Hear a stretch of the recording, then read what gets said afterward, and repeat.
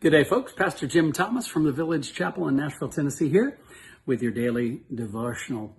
Been doing several of these with the theme centered on prayer, and I thought this morning I'd return to A Diary of Private Prayer by John Baillie. This is a devotional classic. It is a selection of prayers for the morning and for the evening. It doesn't have calendar dates to it, but you just select one and read it in the morning, and it's really wonderful. He's so good at putting words together, giving words to the things I'm thinking or the thought or the feelings I'm having. And so often with my prayer life, I need a prayer post to lean on. So I lean on the Lord's Prayer, or I lean on a written prayer by someone else a little, because I'm out of words. I'm either exhausted, or I'm confused, or I might be fearful or despairing. There's so many different things that come into our lives from outside that we don't have control over. The ongoing, sort of cloud of this pandemic, or the ongoing cloud and scourge of some sin like racism in our world and in my own heart. Those things sometimes leave me speechless before God. And so it's wonderful to have a book like Psalms, for instance, or in more contemporary terms, a book like this of prayer. So I've chosen one from John Baillie's classic devotional, and it's a prayer, and I might stop along the way and make a couple comments. But he says in this prayer, it's a morning prayer, "O God, who of thy love and pity didst send us Jesus Christ for the illumination of our darkness, give me wisdom to profit by the words he spoke, and grace to follow in the steps he trod." And so it's already Old English, and you're probably finding yourself going, did he say didst? Yes, I did say didst. It's good, though, sometimes to hear things in a different tongue or a little slightly different kind of way. It makes me sit up straight and listen. Let me read that paragraph one more time, and you let it sink in a little bit more, as will I. "O God, who of thy love and pity didst send us Jesus Christ for the illumination of our darkness, give me wisdom to profit by the words he spoke, and grace to follow in the steps he trod." I need both.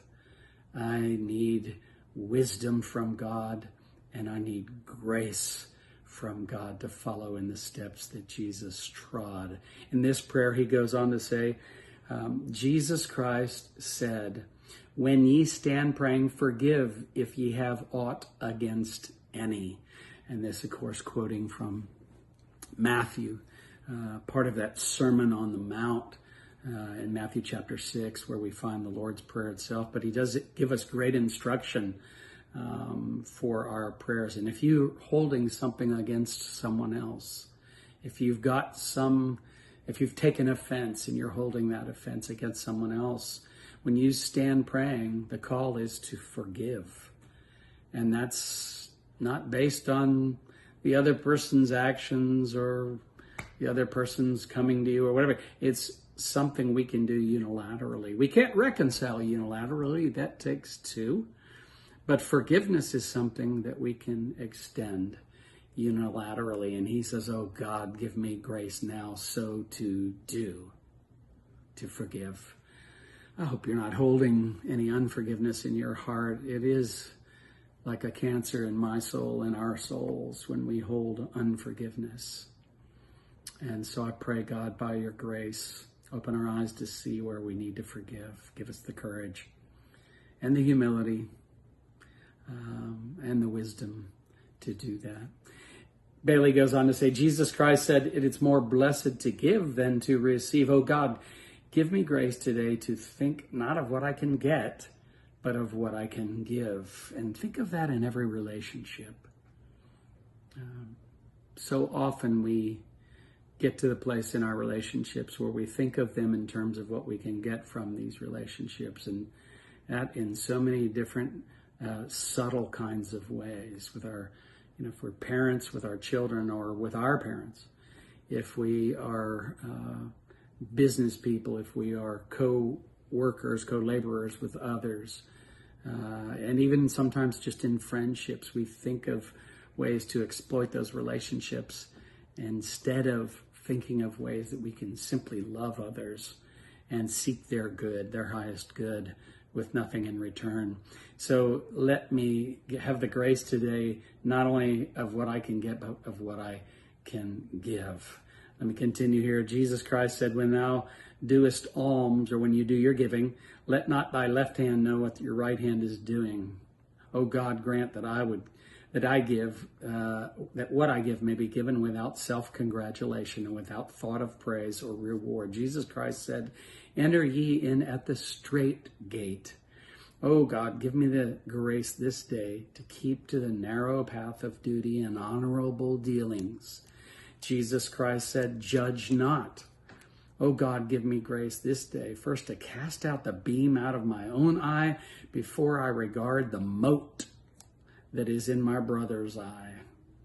And Jesus Christ said, what is a man profited if he shall gain the whole world and lose his soul? Oh God, give me grace so to live this day that whatever else I lose, I may not lose my soul. Something to be thinking about in this day and time when we're so, we've got our thumbs like a hair trigger ready to pounce on others, pontificating, self-righteously so often. Jesus Christ also said, after this manner, therefore pray ye. And so, O Lord, I pray. And would you join me and John Baillie now as we close out today's devotion in praying the Lord's Prayer. Our Father, who art in heaven, hallowed be thy name. Thy kingdom come, thy will be done on earth as it is in heaven. Give us this day our daily bread, and forgive us our trespasses, as we forgive those who trespass against us. And lead us not into temptation, but deliver us from evil. For thine is the kingdom, the power, and the glory, forever and ever. Amen. Amen, brothers and sisters.